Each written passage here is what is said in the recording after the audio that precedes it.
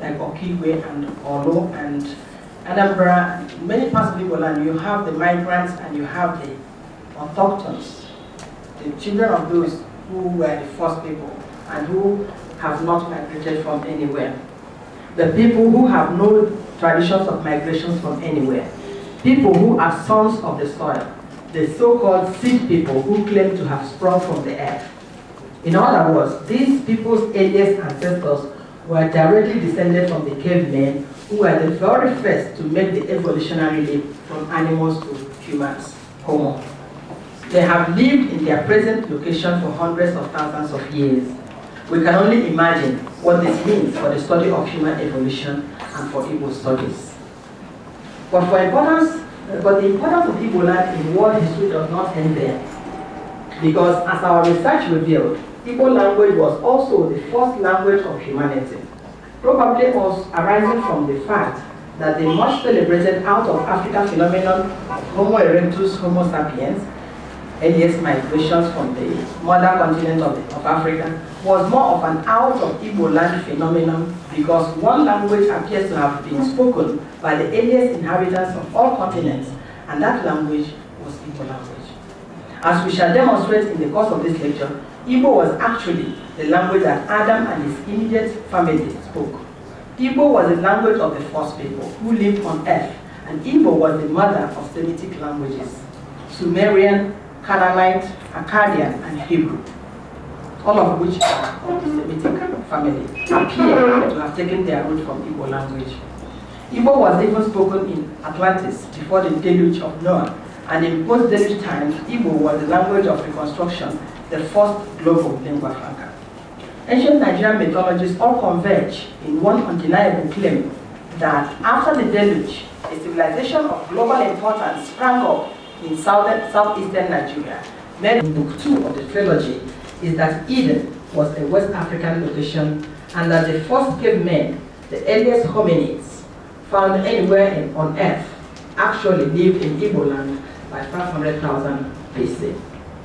This discovery, which was made in the 1970s by a team of archaeologists from this very University of Nigeria, led by Professor F.N. Anozia, had, like the story of Ibubu, of global importance sprang up in southeastern Nigeria, made up of the refugees or remnants from the southern continent of Atlantis, who were guided by the gods, whom we have identified as the Egyptian gods Thoth, Ra, Osiris.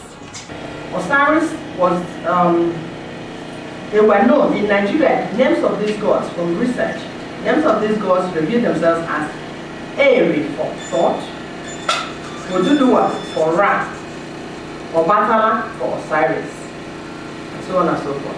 The nation was called Punt or Panchea. In Egypt, this nation, this ancient nation, this lost nation was called Punt. The Egyptians said their gods came from there, and that lost nation is located south of Egypt. Egyptian records call it Punt. Greeks call it Panchea. And its capital was called Yebo, and later on, Heliopolis. Later to Shaw discovered in 1950. How do we know? We have analyzed the discoveries that Thurston Shaw made.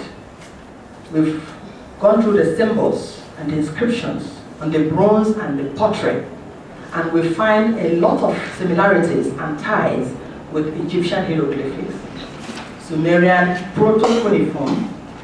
Several Middle Eastern writings are listed. When you are able to get your copies of this paper, you will see photographs taken by Thurston Shaw. We have done comparisons. These are inscriptions from Cretan. These are Cretan inscriptions. We also have a number of other Middle Eastern. We've done a comparative graph between Ibubu, the inscriptions on Ibubu stone, Ibubu bronzes, Ibubu pottery, and you also know we've been working on the monoliths, the Impom monoliths in Cross River State. We've been working on that. The first book was actually on that. We have, so here we have a comparative list of the monolith inscriptions, Egyptian hieroglyphics, Ibuku inscriptions, Old Cretan Linear A and Linear B, Cypro-Minoan, Old Sumerian, Proto-Palestinian, Elamite and Indic,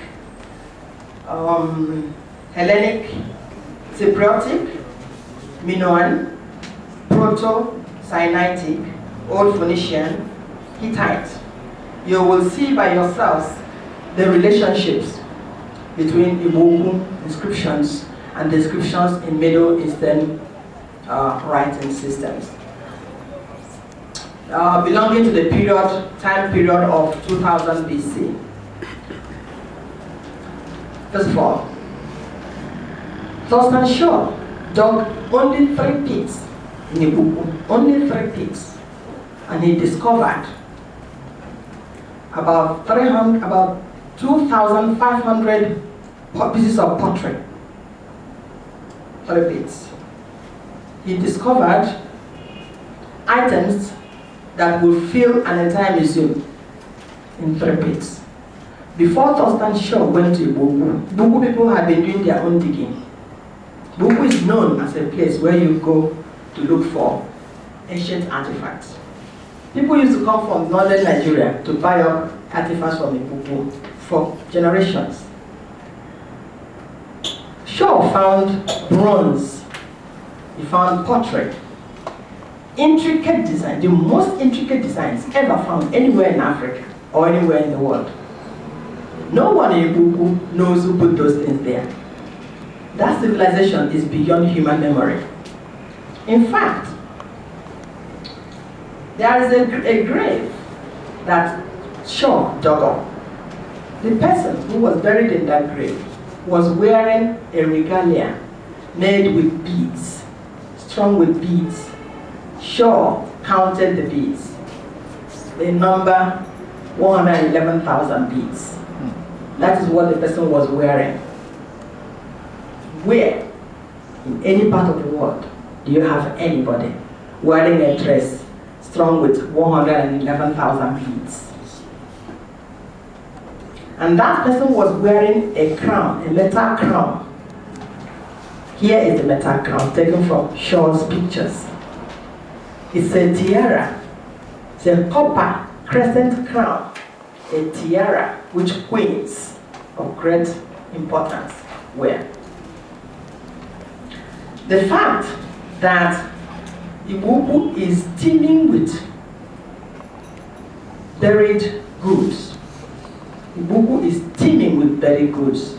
Shaw only dug 3 pits and filled a museum. Shows that Ibuku was a city. It wasn't a chance discovery or a chance burial of some goods. It was a city at some time. And a city means a civilization. And a city outside living memory means prehistory. 900 AD, or just 1,000 years ago.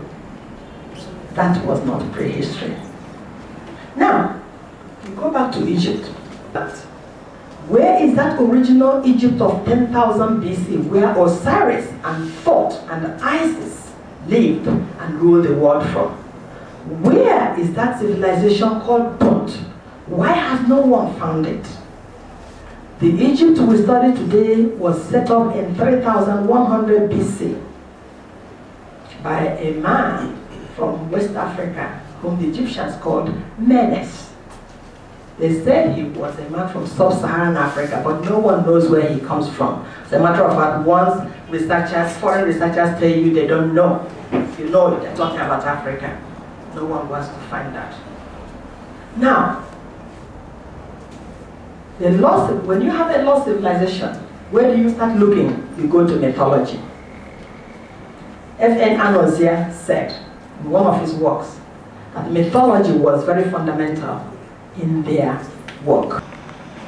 I am sure he knows too that that glowing back suggests an industrial foundry, because the amount of blue you have there is too much it suggests years of